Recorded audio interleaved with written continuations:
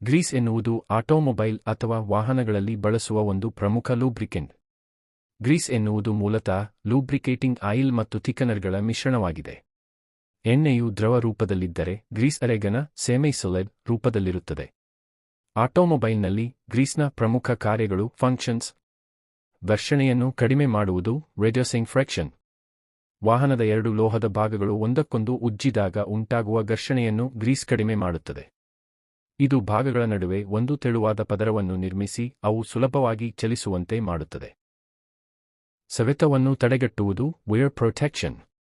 ನಿರಂತರ ಘರ್ಷಣೆಯಿಂದ ಲೋಹದ ಭಾಗಗಳು ಸವೆಯುತ್ತವೆ. ಗ್ರೀಸ್ ಈ ಭಾಗಗಳಿಗೆ ರಕ್ಷಣೆ ನೀಡಿ ಅವುಗಳ ಜೀವಿತಾವಧಿಯನ್ನು ಲೈಫ್ ಸ್ಪ್ಯಾನ್ ಹೆಚ್ಚಿಸುತ್ತದೆ. ಸೀಲಿಂಗ್ ಏಜೆಂಟ್ ಆಗಿ ಕಾರ್ಯ: ಸೀಲಿಂಗ್. ಗ್ರೀಸ್ ಅರೆಗನ ರೂಪದಲ್ಲಿರುವುದರಿಂದ ಇದು ಬೇರಿಂಗ್ಗಳ ಸುತ್ತಲೂ ಒಂದು ಸೀಲ್ನಂತೆ ಕಾರ್ಯನಿರ್ವಹಿಸುತ್ತದೆ. ಇದು ಧೂಳು, ಮಣ್ಣು ಮತ್ತು ನೀರು ಒಳಗೆ ಹೋಗದಂತೆ ತಡೆಯುತ್ತದೆ. ತುಕ್ಕು ಹಿಡಿಯುವುದನ್ನು ತಡೆಯುವುದು, corrosion prevention.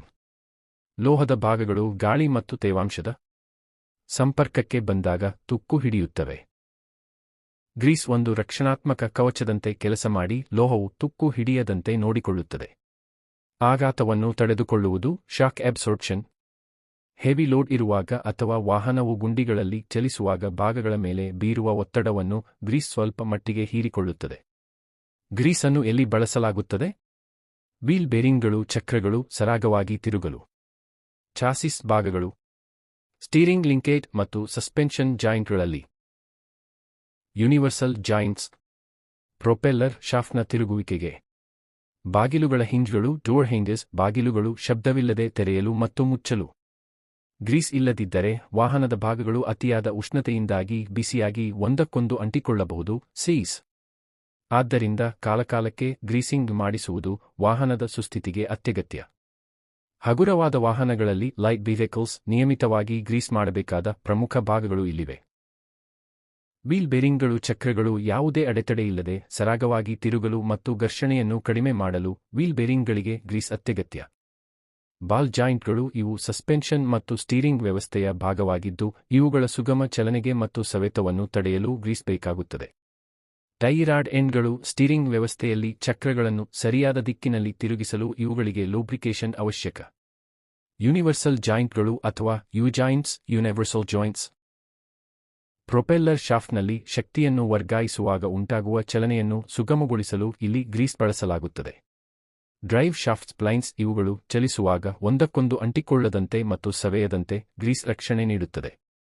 Control arm bushings: suspension ವ್ಯವಸ್ಥೆಯಲ್ಲಿ ಶಬ್ದವನ್ನು ಕಡಿಮೆ ಮಾಡಲು ಮತ್ತು ಭಾಗಗಳ ದೀರ್ಘಕಾಲದ ಬಾಳಿಕೆಗೆ ಗ್ರೀಸಿಂಗ್ ಉಪಯುಕ್ತ.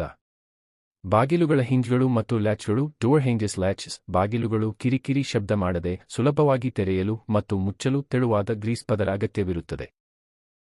ಭಾರೀ ವಾಹನಗಳಲ್ಲಿ ಹೆವಿ ವೆಹಿಕಲ್ಸ್ ಗ್ರೀಸ್ ಬಳಸುವ ಪ್ರಮುಖ ಭಾಗಗಳು ಹಗುರ ವಾಹನಗಳಿಗಿಂತ ಭಿನ್ನವಾಗಿರುತ್ತವೆ ಏಕೆಂದರೆ ಇವುಗಳು ಹೆಚ್ಚಿನ ತೂಕ ಮತ್ತು ಒತ್ತಡವನ್ನು ತಡೆದುಕೊಳ್ಳಬೇಕಾಗುತ್ತದೆ. ಅಂತಹ ಪ್ರಮುಖ ಭಾಗಗಳು ಇಲ್ಲಿವೆ.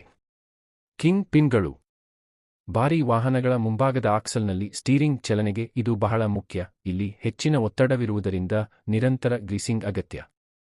ಫಿಫ್ತ್ ವೀಲ್ ಕಪ್ಲಿಂಗ್: ಟ್ರಕ್ ಮತ್ತು ಟ್ರೈಲರ್ ಅನ್ನು ಜೋಡಿಸುವ ಈ ಭಾಗಕ್ಕೆ ಘರ್ಷಣೆ ತಪ್ಪಿಸಲು ಹೆಚ್ಚಿನ ಪ್ರಮಾಣದ ಗ್ರೀಸ್ ಬೇಕಾಗುತ್ತದೆ. ಸ್ಲಾಕ್ ಅಡ್ಜಸ್ಟರ್ಗಳು: ಬ್ರೇಕ್ ವ್ಯವಸ್ಥೆಯ ಈ ಭಾಗಗಳು ಸರಿಯಾಗಿ ಕೆಲಸ ಮಾಡಲು ಮತ್ತು ತುಕ್ಕು ಹಿಡಿಯದಂತೆ ತಡೆಯಲು ಗ್ರೀಸ್ ಬಳಸಲಾಗುತ್ತದೆ. ಎಸ್ಟಕ್ಯಾಮ್ ಶಾಫ್ಟ್ಗಳು: